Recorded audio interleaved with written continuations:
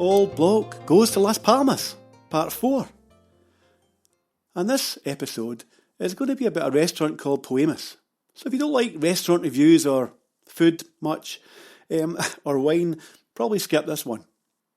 Anyway, after a 4K run and a dip in the ocean, we're off by bus, because it's the only way to do it, to the Hotel Santa Catalina, halfway between the old town and the new town of Las Palmas.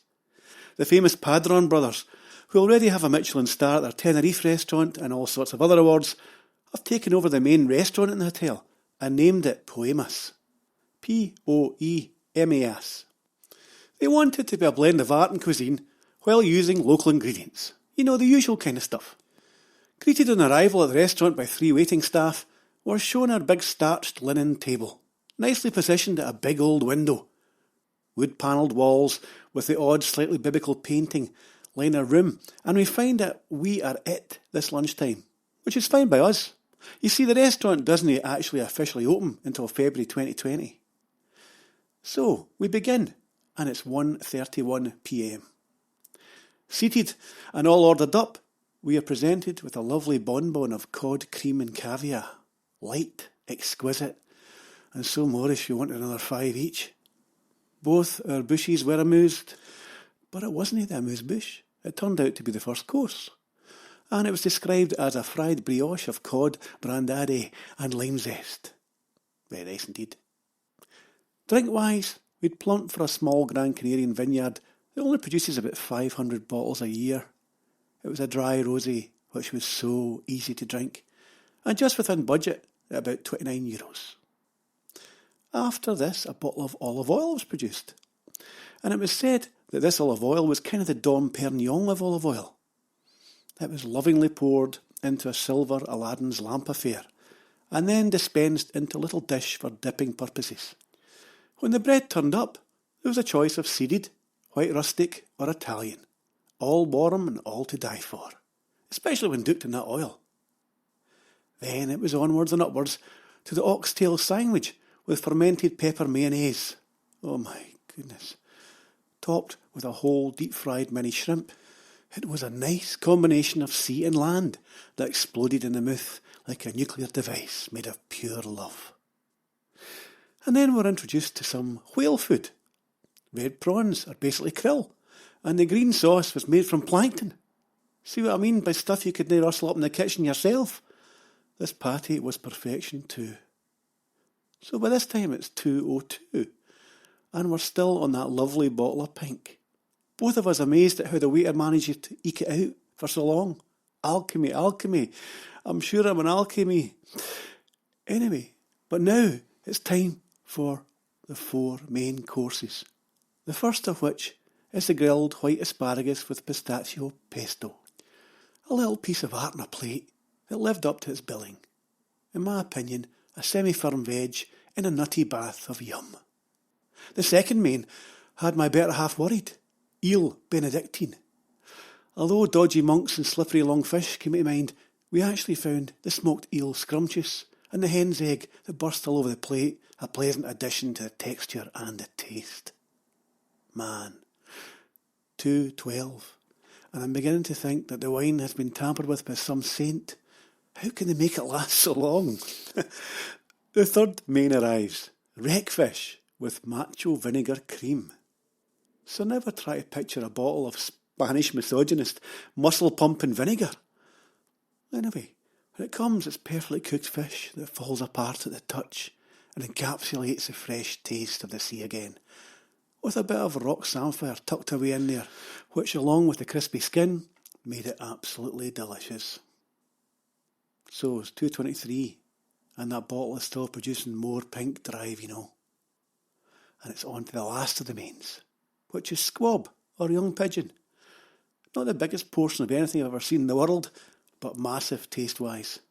Served gamey and verging on raw, this wee bird was kind of surrounded by a chocolate garden, garnished with cocoa sauce and edible flowers. So things are all going tickety-boo, and well they might, as we have 4 chefs and 3 waiters all working hard for us alone. I feel kind of sorry that the place isn't packed. It deserves to be. But I also have a feeling that next time we dine here, if we do, it may be hard to get a table. the waiters were telepathic, and that every time I thought something, like there's a few annoying crumbs on the table, a waiter appeared and swept them away. Or maybe, I wouldn't mind more bread. Some came. Or the wine's getting low. Or my napkin's filthy. All were remedied without me even having to move my lips or glancing in their general direction. Over attentive? Maybe. But soon we didn't notice their presence. We merely saw their effect. Just as if some invisible elves had done their magic and then disappeared. So back to lunch and the food part. And it's cucumber, yoghurt and roses. Well, the roses are crystallised and the cucumber is frozen, and again we have a blend of ingredients that are pretty unusual. But it works well, and we're soon being presented with a little copita of aloe vera liquor from Lanzarote. Naughty but nice. There was a kind of am I drinking shampoo moment, but it soon gave way to the smooth healing properties, and so expertly extolled by our waiter. Now, as I am human and not a robot, or even anyone clever enough to take a note at any time, there was a course that contained, we were told, the caviar of cheese from Gran-Canaria. Flour cheese. Very proud of this treasure, the staff went into the kitchen and brought us out the sample. It looked a bit like camembert to me, but who am I to say?